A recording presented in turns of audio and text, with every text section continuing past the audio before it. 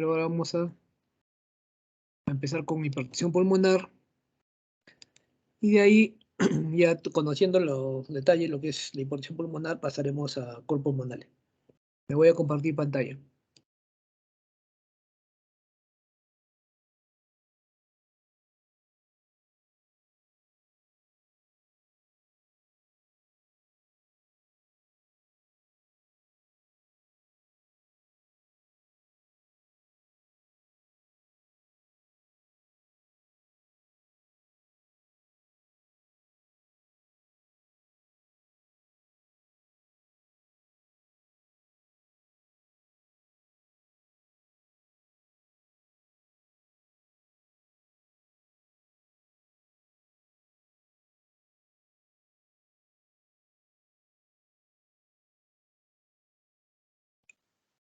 Ya se puede visualizar su pantalla, doctor. Ya está bien, vamos a empezar entonces.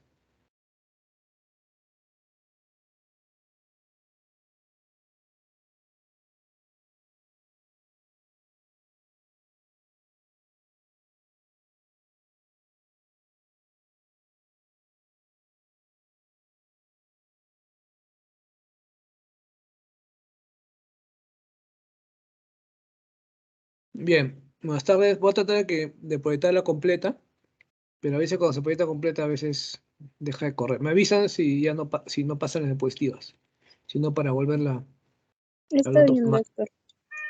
Ya. Bueno, entonces vamos a hablar de hipertensión pulmonar. La hipertensión pulmonar tiene una historia no muy antigua. Es difícil el diagnóstico. Me refiero al diagnóstico confirmatorio, ¿no?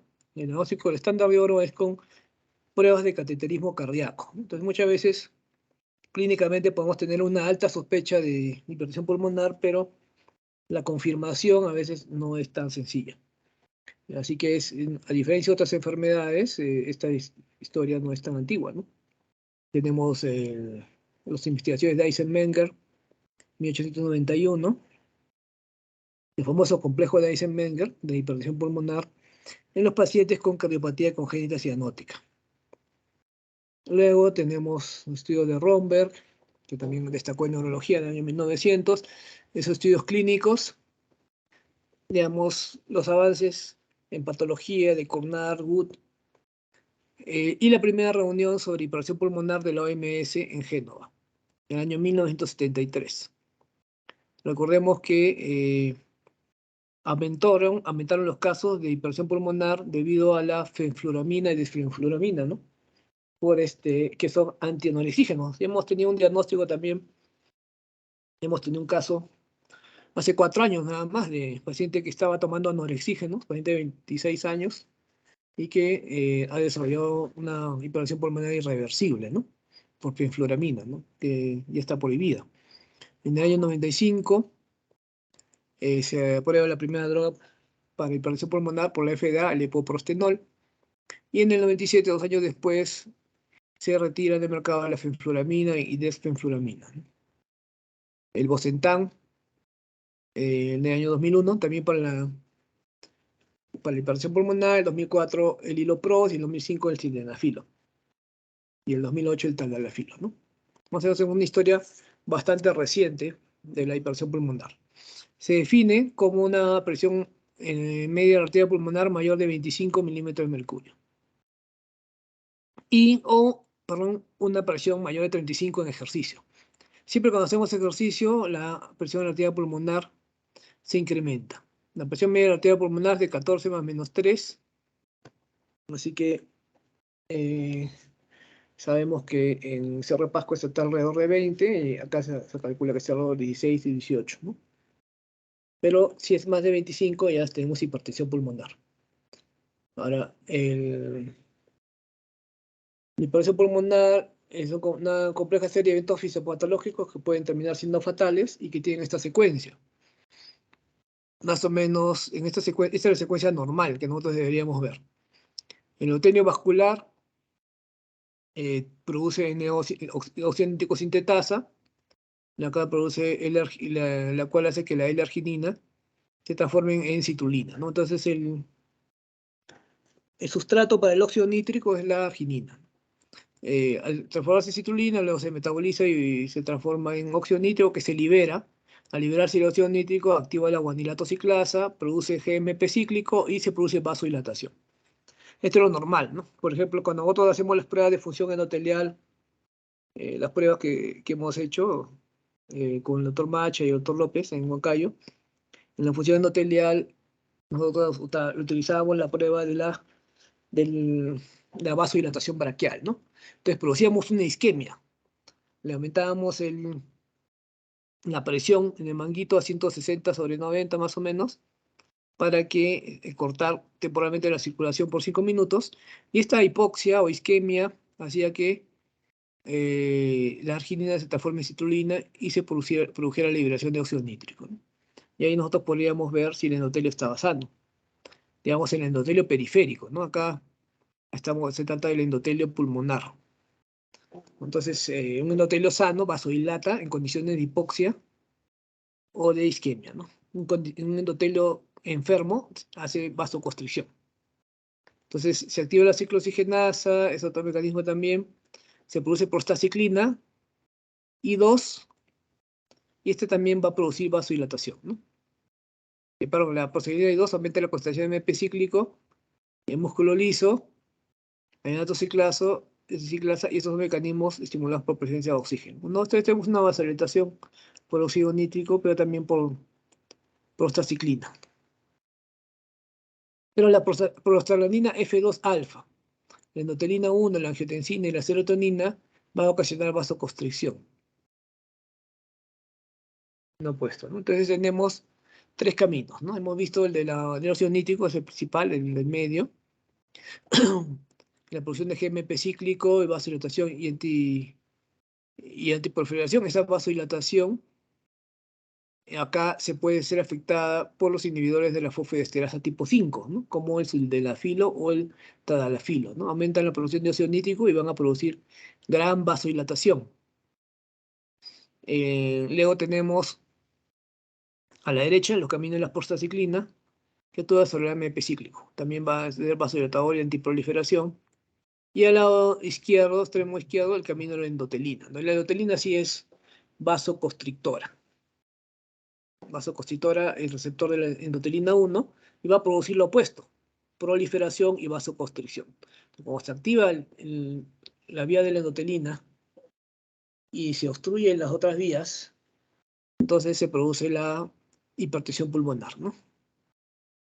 No solamente vasoconstricción, sino también proliferación de músculo liso, que va a hacer que la capa muscular sea más gruesa, ¿no? Entonces, el incremento de la resistencia vascular pulmonar va a depender de si hay más vasoconstricción o proliferación celular de trombosis. Entonces, si hay proliferación celular, la capa muscular es más gruesa, por lo tanto, la vasoconstricción es más severa. Y si la vasoconstricción más severa puede producir trombosis, empeorando la situación.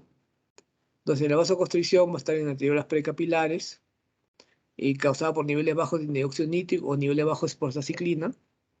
Por ejemplo, uso de AINES, es peligroso acá. Aumenta la endotelina y tromboxano. En cuanto a la trombosis, puede haber más agregación plaquetaria, se activa la cascada de la coagulación y la proliferación celular. Va a haber vasoconstricción y trastorno de coagulación, ¿no? Acá viene la hipertensión pulmonar idiopática primaria, ¿no? Un engrosamiento de la arteria pulmonar sin causa alguna sería una hipertensión pulmonar primaria. Entonces, la hipertensión pulmonar primaria va a tener unos síntomas que van a avanzar con el tiempo. Lo vemos acá en línea punteada en celeste. Pero tenemos que en determinado momento va a tener un deterioro progresivo descompensado, pero en una primera etapa preclínica va a ser asintomático. Entonces, los síntomas van en paralelo con el incremento de la presión en la arteria pulmonar y con la resistencia vascular pulmonar y también con el tamaño de la aurícula derecha, ¿no? Entonces, a mayor tamaño de la aurícula derecha, a mayor resistencia vascular pulmonar, a mayor hipertensión arterial pulmonar, mayores síntomas. Aunque en un determinado momento, ya cuando el paciente está descompensado completamente, al fallar el ventrículo derecho, cuando ya falla el ventrículo derecho y cae su gasto cardíaco derecho, ya la presión en la arteria pulmonar cae, ¿no? En este caso, ya el paciente desarrolla una insuficiencia cardíaca global, derecha e izquierda. Entonces la circulación pulmonar es una circulación clásicamente baja resistencia, y lo que ocurre es que el lado derecho corazón, las cavidades derechas, la circulación derecha, si el ventrículo derecho envía eh, sangre hacia los pulmones para su oxigenación. Entonces envía el gasto cardíaco a la circulación pulmonar. La presión sistólica, la arteria pulmonar es 20 a 25, la diastólica es 10 a 15. Entonces, la resistencia vascular pulmonar es igual al delta de la presión pulmonar sobre el flujo. En otras palabras, también la variación de la presión pulmonar es igual a la presión arterial pulmonar media menos la presión en la aurícula izquierda. Por eso es que para mantener esa presión adecuada, si hay mucha presión arterial pulmonar, entonces la presión en la aurícula izquierda va a disminuir, ¿no? Cuando se dilata la aurícula izquierda, ¿no? Para acomodar el flujo. Entonces, pacientes pueden desarrollar dilatación de la aurícula izquierda que lleve a fibrilación auricular. Muy bien. Entonces, acá vemos, adelantando un poco, lo que va a ser el cor pulmonar, ¿no? Tenemos arriba una enfermedad parenquimatosa pulmonar, o una enfermedad de las vías aéreas, una tromboembolia pulmonar, una vasculitis o hipoventilación. Todas estas patologías que van a causar hipoxia van a llevar a una hipoxia, a una hipertensión pulmonar, ¿no? La hipoxia crónica de la altitud también, cuando no está compensada, y la enfermedad vascular pulmonar primaria, ¿no? Entonces la hipoxia es un estímulo para la hipertensión pulmonar. Tenemos complicaciones de la hipertensión pulmonar, la tromboembolia pulmonar, la falla cardíaca izquierda, ¿no? La enfermedad pulmonar generalmente es una causa de hipertensión pulmonar, pero también puede ser una consecuencia. Ahora, el árbol pulmonar comprometido va a transmitir las presiones a la aurícula izquierda. Eso es lo que pasa también con una estenosis mitral, por ejemplo, ¿no? Y va a producir, digamos, riesgo de fibrilación auricular, ¿no? Ahora, ¿qué patologías también causan hipertensión auricular izquierda? Estenosis mitral, la ingurgitación mitral, la insuficiencia cardíaca izquierda crónica y los cortocircuitos, derecha a izquierda, ¿no? De izquierda a derecha. Síntomas y signos, ¿no? Fatiga, debilidad, edema de miembros inferiores, distensión abdominal, palpitaciones, angina y síncope. Puede llegar hasta cianosis en etapa avanzada, ¿no? Pero más o menos la fatiga y el edema, la disnea, distensión abdominal, es generalmente sintomatología compatible con insuficiencia cardíaca derecha. La presión arterial suele estar normal o disminuida, y como es una patología cardíaca derecha, va a haber ingurgitación yugular, aumento del segundo ruido o reforzamiento, signo de falla cardíaca derecha, patomegalia, ascitis, edema, ¿no? Presencia de tercer o cuarto ruido. ¿Cómo llegamos al diagnóstico? ¿Cómo evaluamos al paciente? En la historia del examen físico nos va a decir si el paciente tiene alguna patología pulmonar previa, ¿no? Si es usuario de cigarrillos, si tiene POC, si tiene fibrosis pulmonar, etc., ¿no? Un examen físico, si tiene tercer ruido, si hay soplos tricuspidos, etc. La radiografía tórax, para buscar patología pulmonar, para ver si hay cardiomegalia o no, igual el ecocardiograma. Si el paciente tiene cierto grado de insuficiencia tricuspidia, que no todos lo tienen, pero la mayoría sí, podemos ver bien el flujo por la tricuspide y se puede calcular la presión arterial pulmonar, ¿no? Si el paciente tiene una hipertensión pulmonar leve, generalmente no puede ver regurgitación tricuspidia y no se determinaría cuál sería el valor de la presión pulmonar. La valoración de ventilación perfusión, también gamografía, para ver si hay problemas de oxigenación o de perfusión, ¿no? Entonces, la hipertensión pulmonar, como se señala al final, es que requiere confirmación con cateterización y medición de la presión arterial media y presión capilar pulmonar. Y eso solamente se hace con un estudio hemodinámico en un laboratorio, digamos, de cateterismo cardíaco. Entonces, tenemos la probabilidad de diagnóstico Abajo tenemos una probabilidad elevada para el diagnóstico de hipertensión arterial pulmonar. Si es que hay un diagnóstico ecocardiográfico de hipertensión pulmonar probable, con síntomas de enfermedades asociadas o factores de riesgo, ¿no? En ese caso se recomienda cateterismo cardíaco derecho. La otra posibilidad es que haya un diagnóstico ecocardiográfico de hipertensión pulmonar probable, pero sin síntomas, o ausencia de enfermedades asociadas a factores de riesgo, ¿no? En ese caso también se considera un cateterismo cardíaco, ¿no? Entonces, con todo diagnóstico ecocardiográfico probable, con síntomas o sin síntomas, debe hacerse un cateterismo cardíaco, ¿no? Especialmente cuando hay síntomas compatibles, ¿no? Tiene una indicación clase 1, siempre recomendada. Otro caso de los cuales se puede pedir un cateterismo cardíaco sin la posibilidad intermedia de hipertensión arterial pulmonar, ¿no? Cuando hay hipertensión pulmonar posible, con síntomas, enfermedades concomitantes, síntomas compatibles, esta es una indicación clase 2B, y lo otro, digamos, con síntomas, pero sin alguna enfermedad asociada o factor de riesgo también, ¿no? Pero en el caso que los síntomas sean moderados, un cateterismo cardíaco, ¿no? Entonces, ¿en quién hacer el cateterismo cardíaco? Si hay alta probabilidad de hipertensión arterial pulmonar, o si hay un diagnóstico posible, no tan probable, pero que tiene síntomas y enfermedades que pueden causar hipertensión pulmonar, o si los síntomas son moderados, ¿no? Pero en la primera línea, lo que es, si hay baja probabilidad de hipertensión arterial pulmonar, no se recomienda hacer cateterismo cardíaco. Entonces, cuando el diagnóstico ecográfico informa improbable. Eso es importante porque el cateterismo cardíaco es invasivo y también tiene sus propias complicaciones. Pues solamente se va a utilizar en los casos en que sea absolutamente necesario.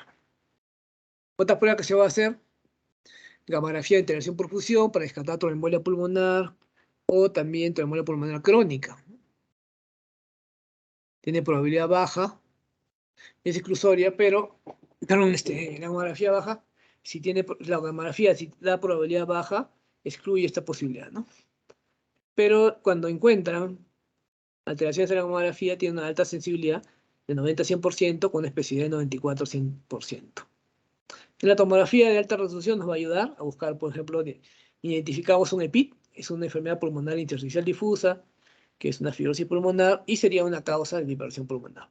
También se puede buscar veno-oclusión pulmonar como tromboembolia pulmonar crónica, lógicamente acá tendría que ser con contraste, hemangiomatoses capilar pulmonar, la distribución interlobular, etcétera, o la opacidad de los de arena, ¿no?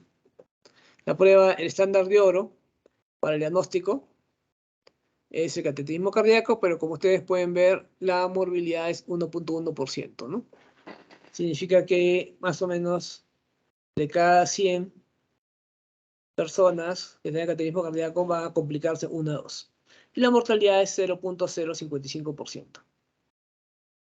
Si en 0.055, de tal manera que de cada 10.000, más o menos 50 pueden fallecer por ese procedimiento. Entonces, ¿qué es lo que se va a calcular con el cateterismo cardíaco? La presión arterial pulmonar, restando la sistólica diastólica, la presión eólica a la derecha, la presión de clavamiento, el gasto cardíaco y también la resistencia vascular periférica. Entonces, ¿cómo vamos a clasificar a la hipertensión pulmonar? La podemos clasificar de acuerdo a la fisiopatología, ¿no? Como hipertensión de la arteria pulmonar, lo cual sería primario, hipertensión pulmonar con falla ventricular izquierda, donde hay la valla ventricular izquierda se transmite al lado derecho, hipertensión pulmonar con enfermedad respiratoria que hemos mencionado, EPID, EPOC, tuberculosis, etc., que van a causar hipertensión pulmonar causada por enfermedad tromboembólica, una tromboembolia pulmonar, y otros. Y acá tenemos las causas de hipertensión pulmonar. Tenemos en primero 1.1 idiopática, 1.2 con herencia, también asociado al BMPR2 o digamos a la endoglina. En el caso se puede asociar con telangiectasia hemorrágica. La inducida por drogas, que hemos mencionado, los anorexígenos, en la 1.3, y la 1.4, algo importantísimo, asociado con enfermedad de tejido conectivo, ¿no? Enfermedad de tejido conectivo, infección por VIH, hipertensión portal, enfermedad cardíaca congénita, esquistosomiasis y anemia hemolítica crónica, ¿no? Entonces es importantísimo, ¿no? Entonces, si ustedes ven una persona de sexo femenino, joven, con hipertensión pulmonar, lo más probable es que tenga una enfermedad de tejido conectivo, ¿no? Lupus, artritis reumatoide, polimiositis, etc., ¿no? Recuerden que este tipo de enfermedades son más comunes en el sexo femenino. También, si hay pérdida de peso importante y tenemos la historia, puede ser una infección por VIH, que produce hipertensión pulmonar. La otra posibilidad es que el paciente ya tenga una hipertensión portal, que está en tratamiento, y esta hipertensión pulmonar portal puede causar una hipertensión portopulmonar. Una enfermedad cardíaca congénita, el cistosoma, casi no molesta, bueno, en nuestro país no tenemos, ¿no? En Egipto es crónico, pero el cistosoma, los huevos del cistosoma podrían obstruir las arterias pulmonares, ¿no? La anemia hemolítica crónica es otra causa. Otras causas, enfermedad venoclusiva pulmonar, también. Y lo importante es enfermedad cardíaca izquierda. Entonces, paciente, por ejemplo, puede tener un infarto de miocardio, puede tener una hipertensión arterial y tiene falla sistólica o diastólica. Pero, digamos, esta enfermedad continúa y se va a transmitir al lado derecho, produciendo hipertensión pulmonar, ¿no? Entonces, sería una hipertensión pulmonar secundaria a una enfermedad cardíaca izquierda. Pero también la otra causa puede ser, como le mencioné, por enfermedad pulmonar, porque las enfermedades pulmonares producen hipoxia y hipertensión pulmonar. Entonces puede ser el EPOC, el EPIT, fibrosis pulmonar, EPOC, patrón obstructivo restrictivo, eso por ejemplo se ven bronquiectasias, apnea del sueño, hipoventilación alveolar, exposición crónica a las grandes alturas, por ejemplo. ¿Qué pasa cuando nosotros tenemos una exposición a la altura y la persona ya tiene mal de montaña, ya no respira con tanta profundidad, empieza a aumentar su hemoglobina, ¿no? Y si es mayor de 21, es mal de montaña en un varón; si es más de 19 la hemoglobina, mal de montaña en una mujer. Estos pacientes pueden hacer hipertensión pulmonar crónica a nivel del desarrollo. La otra posibilidad es que tenga una hipertensión pulmonar por tromboembolia crónica pulmonar. Y luego otros mecanismos, ¿no? El aumento de la viscosidad de la sangre, como por enfermedades mieloproliferativas, esplenectomía. Luego también tenemos trastornos sistémicos como sarcoidosis, histitis de Langerhans metabólicos, enfermedad de depósito, enfermedad de Gaucher, que se ve más en niños, obstrucción tumoral o mediastinitis fibrosante, ¿no? Y también falla renal crónica en diálisis, ¿no? Entonces es interesante la falla renal crónica en diálisis porque si tenemos pacientes en la altura, ellos tienen hipertensión pulmonar por falla renal crónica en diálisis, pero también a eso se agrega por la hipoxia en la altura. Entonces, según la clase funcional, es muy similar a la clase de la insuficiencia cardíaca, la clase 1, no hay sindicia, no hay ni dolor torácico; la clase 2, limitación leve de la actividad física; la clase 3, limitación marcada de la actividad física; y la clase 4, cualquier actividad física, ¿no? Hasta el reposo. ¿Cómo vamos a manejar la hipertensión pulmonar? Un manejo importante sería el oxígeno suplementario, que el paciente sature más del 90%. Esto es importantísimo. Recordemos que la hipoxia va a aumentar la hipertensión pulmonar. Entonces, para detener la hipertensión pulmonar, le damos oxígeno. Aparte de eso, tenemos un dato importante. Si el paciente está con hipoxia, va a desarrollar fibrilación auricular. Entonces, así evitamos también que desarrolle fibrilación auricular, ¿no? Le damos diuréticos, es una insuficiencia cardíaca derecha prácticamente, restringiendo la sal y líquidos. Si hay falla cardíaca, sobre todo si es que hay falla cardíaca o fibrilación auricular, dioxina. Hay que mantener un articulado con INR de 2 a 3. Darle vasodilatadores como por ejemplo el isorbide. Calcio antagonistas como el ditacén o el loipino, ¿no? Para controlar la presión. Otros medicamentos son los análogos de prostaciclina, que pueden producir vasodilatación por aumento del AMP cíclico, y algunos productos no inhalados, ¿no? Como el vasodilatador pulmonar selectivo por activación del GMP cíclico. También tenemos el bloqueador del receptor de endotelina 1, ¿no? Entonces la endotelina 1 produce hipertensión pulmonar por vasoconstricción. Entonces si bloqueamos su receptor, vamos a mejorar la presión pulmonar. Entonces, el bloqueador del receptor de endotelina 1 es el bosentan, y el vasoconstrictor pulmonar directo bloquea el receptor de endotelina 1 y aumenta la hemodinámica y tolerancia al ejercicio. La otra posibilidad son los inhibidores de fosfodiesterasa, que van a aumentar la GMP cíclica, que produce relajación músculo liso y vasodilatación. Y bueno, para el paciente que está ya con shock hipotenso, se puede dar milrinone, ¿no? El milrinone también su efecto adverso es hipotensión, pero también actúa como un medicamento para mejorar la presión arterial de los, digamos, los pacientes afectados, ¿no? Entonces, por el efecto inotrópico positivo, se puede usar amrinone, milrinone. Por el efecto inotrópico positivo, es decir, aumenta la contractilidad, inotropismo, puede usarse para manejo de shock cardiogénico. Entonces hay que determinar si la enfermedad es o no reversible, ¿no? Si ha sido causada por hay un daño estructural, por ejemplo, cardíaco, entonces en ese caso es irreversible. Aquí al oxígeno domiciliario, son pacientes candidatos para anticoagulación, también hay que hacer pruebas de reactividad pulmonar, ecocardiograma, Sangans, que es un cateterismo cardíaco, pero no tan invasivo. Hay que darle sildenafil o bosentan, prostacyclinas, antagonistas del receptor endotelina, ¿no? Y el trasplante pulmonar o cardiopulmonar ya es la última terapia, ¿no? Entonces, prácticamente el destino de los pacientes con hipertensión pulmonar severa es similar a los pacientes que tienen insuficiencia cardíaca derecha severa, ¿no? Acabando en necesidad de trasplante o trasplante cardiopulmonar.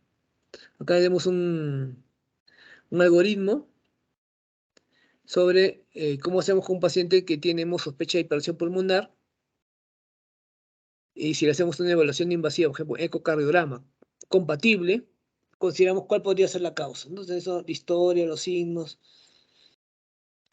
los síntomas paciente, para ver la causa. Si no conocemos la causa, entonces descartar defectos de perfusión segmentarios,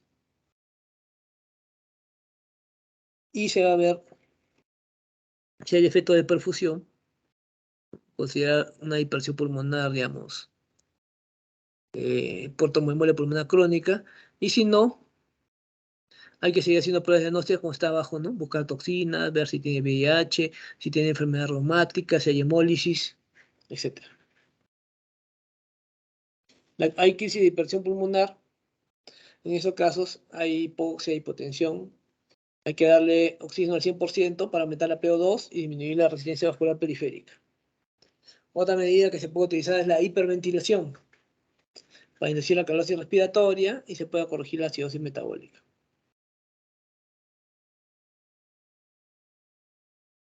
Y el soporte inotrópico con adrenalina o milrinone, ¿no?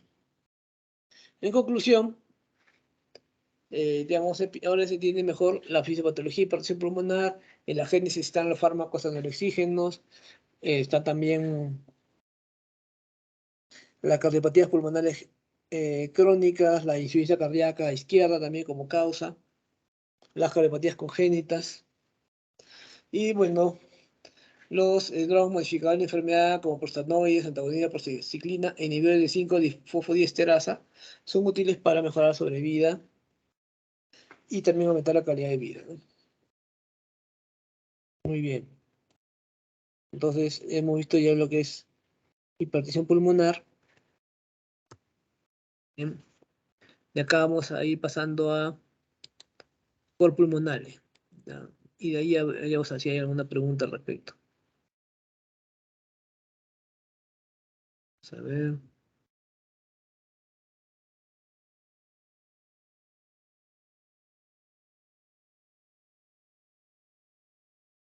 Vamos a empezar con cuerpo pulmonar.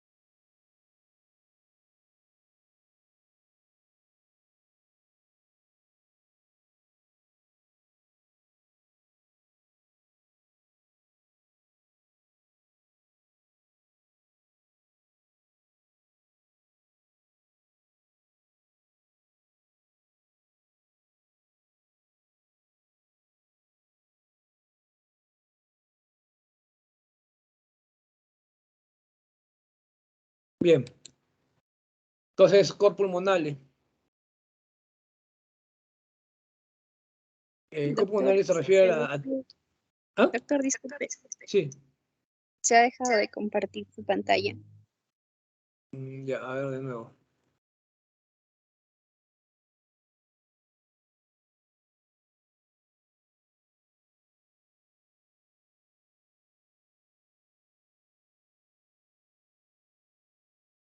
¿Ahí se ve?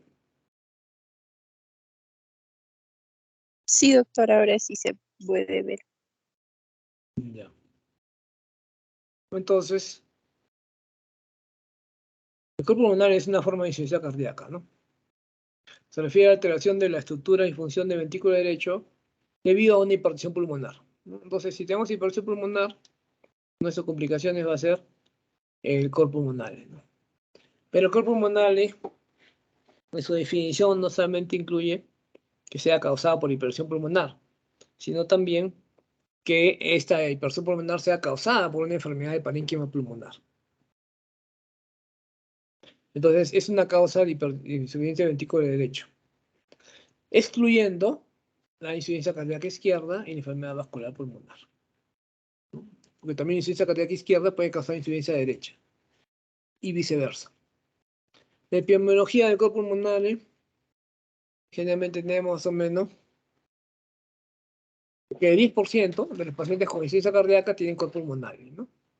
Ese es a nivel del mar. Los estudios que hemos hecho en Huancayo indican que un 20-25% de los pacientes con cuerpo pulmonar, con ICC, tienen cuerpo pulmonar, ¿no? Entonces, una proporción más alta.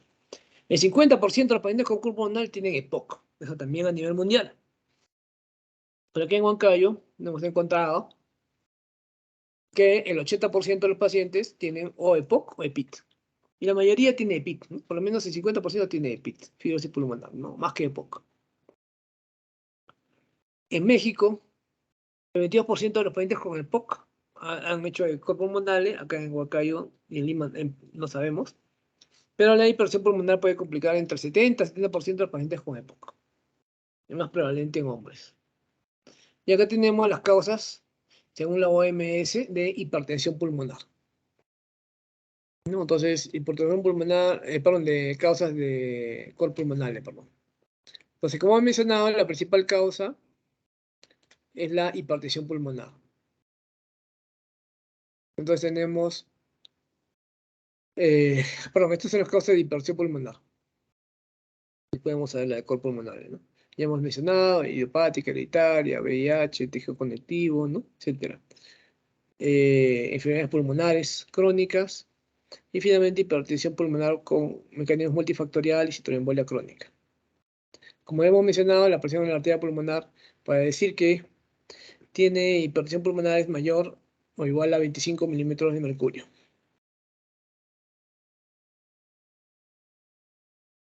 Pero la causa en el cuerpo pulmonar es casi siempre una alteración en la función respiratoria o una hipoxemia crónica, ¿no? Acá están las presiones normales de la pulmonar que deben calcularse en las sesiones de hemodinámica, ¿no? La presión en la aurícula derecha, ventrículo derecho, sistólica pulmonar, que es igual que la del ventrículo derecho, la presión diastólica pulmonar, la presión pulmonar media, 9 a 16, la presión capilar pulmonar. Ahora, los trastornos que causan cor pulmonar pueden ser divididos a, como mencionamos, los más comunes, que son enfermedades de parénquima pulmonar. Luego, en segundo lugar, las enfermedades de los vasos pulmonares. Luego, en tercer lugar, trastornos que hacen que no haya buen movimiento del tórax y el paciente se comporte como un EPOC. Y en cuarto lugar, los trastornos que desencadenan una vasoconstricción pulmonar. Entonces, enfermedades pulmonares, EPOC y EPIT, ¿no? Fibrosis pulmonar y EPOC. Neumoconiosis, que es una mezcla de ambos. Bronquiectasias, que también es obstructivo restrictivo, y fibrosis quística. En cuanto a enfermedades de los vasos pulmonares, la tromboembolia pulmonar a repetición o recurrente, la hipertensión pulmonar primaria, alguna arteritis pulmonar extensa, es decir, una vasculitis pulmonar con bastante compromiso, como la dosis de Wegener. También radiaciones, toxinas, fármacos que producen obstrucción vascular. Y otra causa es microembolia tumoral. O los factores que afectan los movimientos del tórax, en los cuales hay una inadecuada, hay una retención de aire, una inadecuada expiración por estas deformidades del tórax, son la cifoescoliosis, ¿no? La obesidad acusada, con apnea del sueño, síndrome de Pickwill, ¿no? Síndrome de Pickwill, que el paciente se duerme en el día, ¿no? Están uno conversando con usted, el paciente se duerme, está cianótico. La apnea del sueño, que sabemos, enfermedades neuromusculares. Por ejemplo, un paciente con, digamos, miopatía de Becker, distrofia muscular de Duchenne, una enfermedad neuromuscular, pero que esté presente el suficiente periodo de tiempo como para que ocasione hipertensión pulmonar, hipoxia. Otros trastornos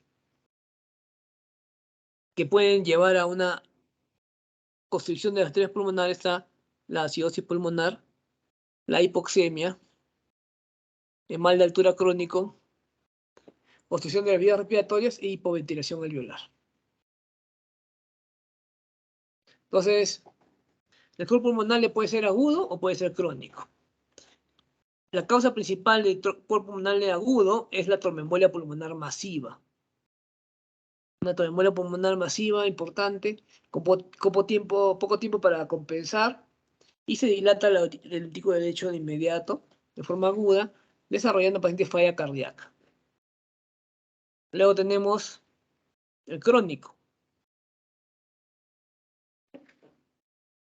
El cálculo pulmonar crónico es por una neumopatía obstructiva o restrictiva, ¿no? Así puede ser obstructiva como EPOC y restrictiva como, digamos, la fibrosis pulmonar, bueno, ya hemos visto, como ambos pueden ser causas. Pero esta neumopatía obstructiva va a llevar a un desarrollo lento de hipertensión pulmonar e hipertrofia.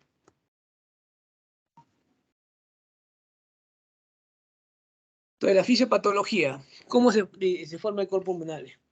Hay una neumopatía aguda, en el cálculo pulmonar agudo, por ejemplo, la tromboembolia pulmonar, aumenta bruscamente la resistencia, resistencia vascular, llevando a hipertensión de la arteria pulmonar.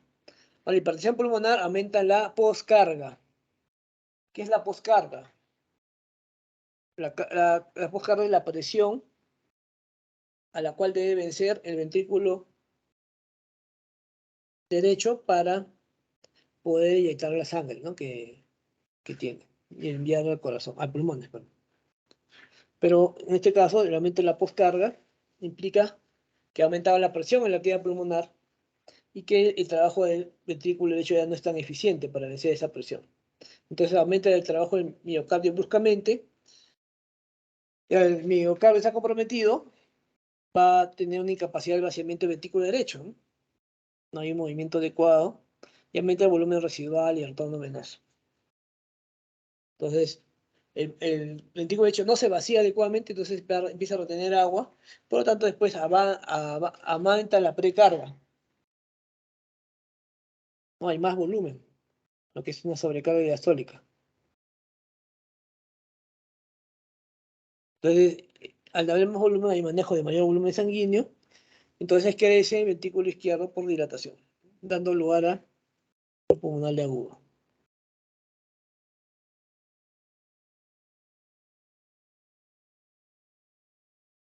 Entonces, la neumopatía crónica, digamos un EPOC o una fibrosis pulmonar, va a tener alteraciones funcionales que llevarán a hipoxemia. Si es EPOC, incluso puede tener hipercapnia. Pero otra cosa que hace la neumopatía crónica, realiza alteraciones vasculares anatómicas, que pueden hacer que sea resistente al flujo. Entonces, las enfermedades pulmonares crónicas van a producir vasoconstricción y eso va a producir hipertensión arterial pulmonar. La precarga aumenta, sobrecarga sistólica, y el trabajo del ventrículo derecho aumenta. Al que aumentar el trabajo del ventrículo derecho, se va a hipertrofiar, va a producir cuerpos pulmonares. Entonces, la clínica de cuerpos pulmonares es la clínica de una insuficiencia cardíaca derecha. Los factores de riesgo ya hemos mencionado: obesidad, escoliosis, cianosis, crepitantes secos, acropaquias. Hallazgos propios, ¿no? Tanto en clínica como en examen físico. El busto yugular está elevado, la onda B elevada, la onda A elevada. La auscultación cardíaca, el segundo ruido del componente pulmonar, el foco pulmonar y aórtico, se encuentra elevado. El segundo ruido está desdoblado. Hay un soplo sistólico eyectivo y un soplo diastólico de regurgitación pulmonar.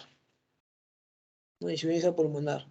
Tercer y cuarto ruido, soplo diastólico de regurgitación tricuspidia. Entonces, en el examen va a haber el segundo ruido, soplos, regurgitación pulmonar, regurgitación tricuspidia.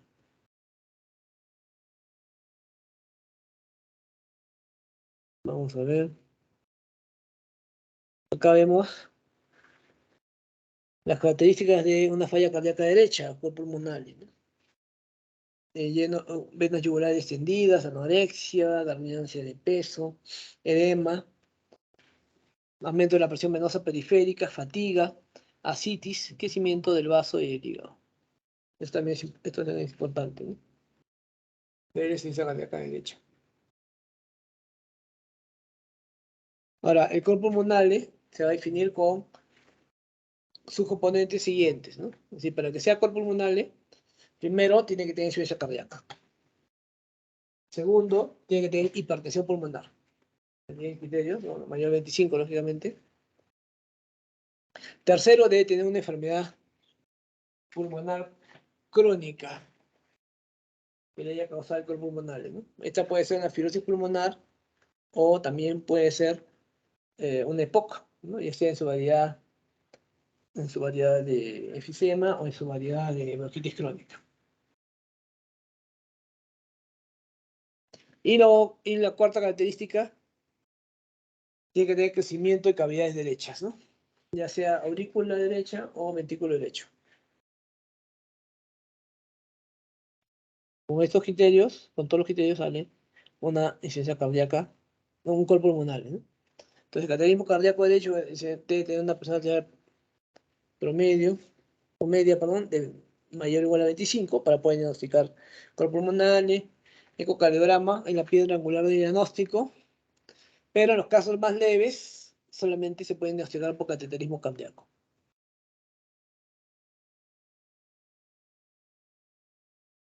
Tenemos el electrocardiograma, perdón, y podemos ver infradesnivel en B1, B2, B3, bien característico, ¿no? Como si fuera una isquemia.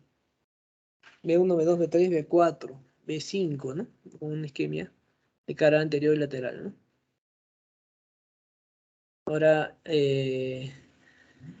la evidencia de cuerpo pulmonar agudo, digamos, es ese profundo en D1, Q en D3 y T invertida en D3, ¿no? Que no se ve en este caso.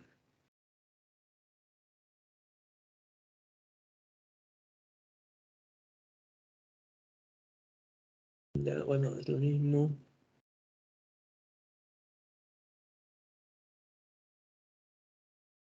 Ha dejado de moverse, vamos a retroceder. Ya. A ver.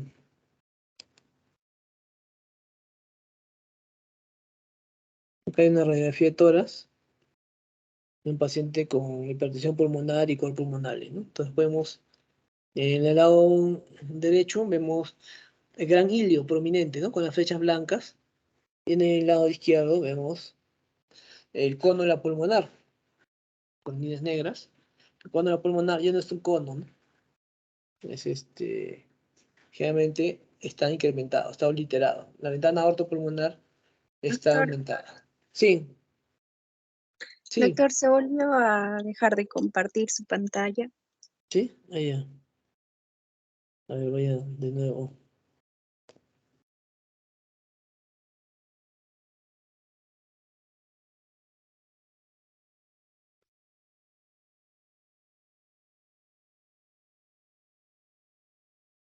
¿Ya se ve? No sé si se ve.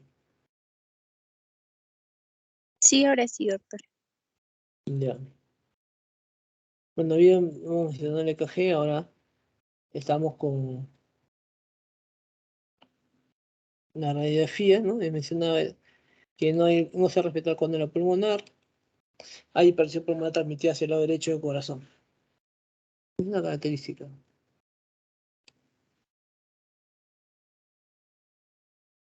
Acá vemos otra placa, más congestión todavía, un poco más de cardiomegalia, con redistribución de flujo hacia los ápices y crecimiento de la arteria pulmonar, ¿no? Acá podemos ver un ecocardiograma de una paciente con ventilación mecánica, ¿no? Acá se ve una gran dilatación del ventrículo derecho, lo ven en el lado izquierdo. Este ventrículo derecho está tan grande como el izquierdo. Y en el lado derecho, donde se ve incluso que el ventrículo derecho parece ser hasta más grande que el ventrículo izquierdo, ¿no? Entonces, en el ecocardiograma vamos a encontrar hipertrofia del ventrículo derecho. Eso se encuentra con una R alta en B1 mayor de 5 milímetros, una S profunda en B5 mayor o igual a 7 milímetros, por ejemplo, hipertrofia del ventrículo derecho. Hay movimiento paradójico del septo hacia el ventrículo izquierdo, en sístole. El septo se dirige ahí, disminuyendo alterando la función cardíaca en el ventrículo izquierdo. Se dilata el ventrículo derecho y se dilata la aurícula derecha. En el ecodoppler, la presión arterial pulmonar está elevada, el paciente puede tener insuficiencia pulmonar o insuficiencia cuspide. Y en el ecocardiograma transesofágico debemos buscar trombos.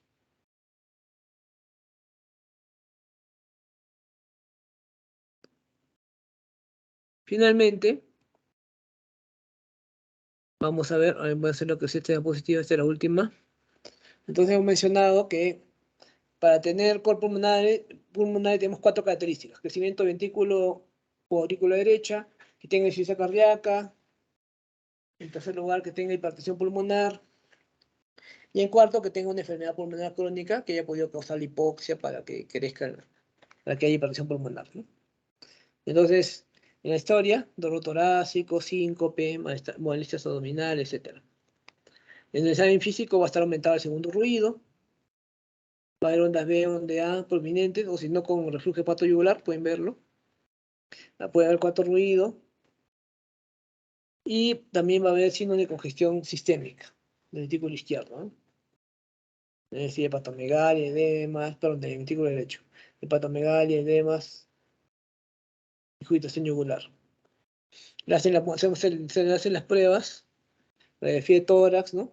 Para ver si tiene poco fibrosis, el electrocardiograma, para ver si está crecida la ventrícula derecha o la ventrícula derecha, el ecocardiograma, para ver si hay movimiento paradójico hacia el ventrículo izquierdo, qué tan crecida está la aurícula derecha. Si la aurícula derecha fibrila, sí se produce el famoso flutter, y esto es un factor de riesgo para hacer tromboembolia pulmonar. Cateterismo derecho, se puede hacer con test de vasoreactividad, biopsia pulmonar en el caso extremo.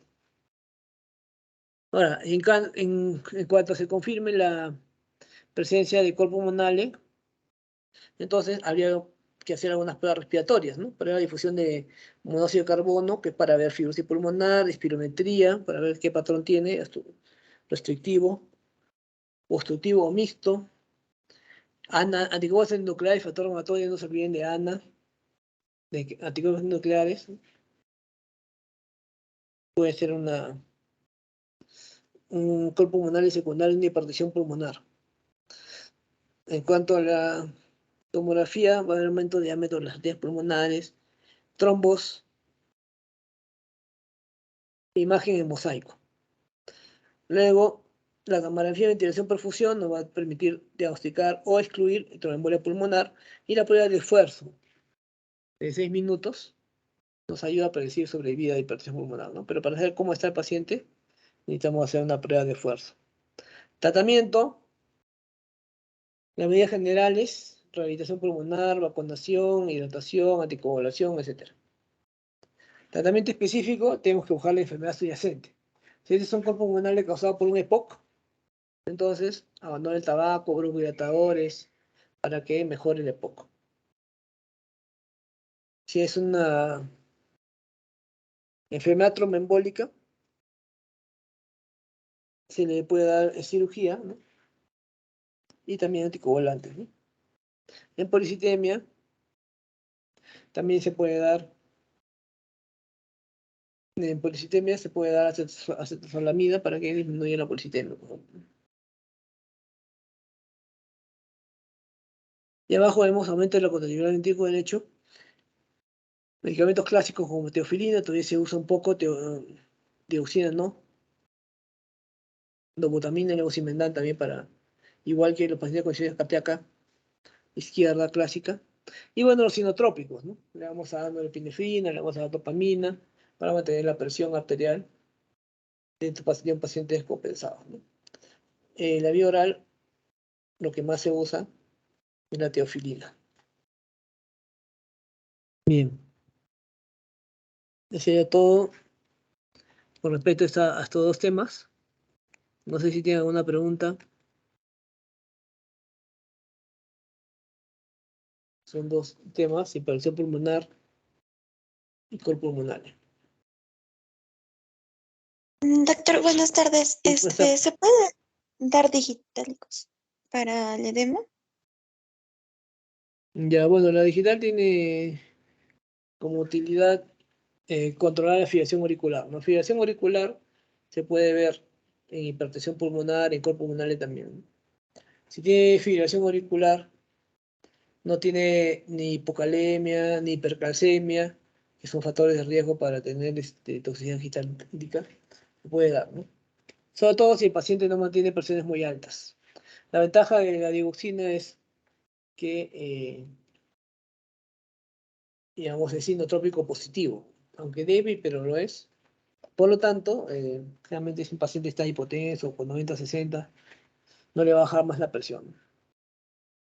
Entonces, esa es una garantía para poder utilizarlo sin más complicaciones, ¿no? En cambio, otros fármacos sí bajan la presión simultáneamente, ¿no? Como los beta bloqueadores o los carcinoantagonistas. Entonces acá, eh, mediante, digamos, el uso de digoxina, se puede evitar que haya hipotensión o que haya un choque cardiogénico. Pero lamentablemente no mejora la mortalidad. No sé si tienen otra pregunta.